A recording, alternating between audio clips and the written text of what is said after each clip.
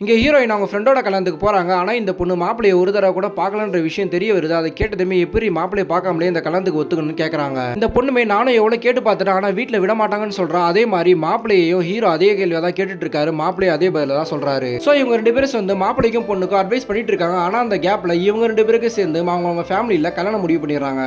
But இந்த பொண்ணு நான் மாப்பிளைய பார்க்காம நான் கல்யாணத்துக்கு ஒத்துக்க மாட்டேன்னு சொல்லிட்டு சண்டை போட்டு இருக்கா. அதை கேட்டதுமே நம்ம வீட்டுல அந்த பழக்கம் இல்லை, இருந்தாலுமே ஒரு டீ கடையில மீட் பண்ண வைக்கிறேன்னு சொல்லிட்டு அவங்களோட ஆண்டியை கூட்டிட்டு போக சொல்றாங்க.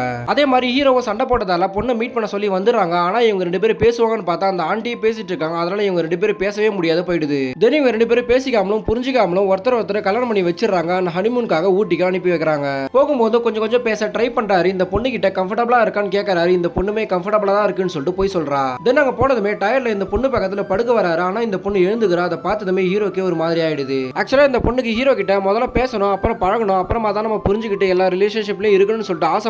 ஆனா இந்த விஷயத்தை ஹீரோ கிட்ட சொல்றதுக்காக பயப்படுறா.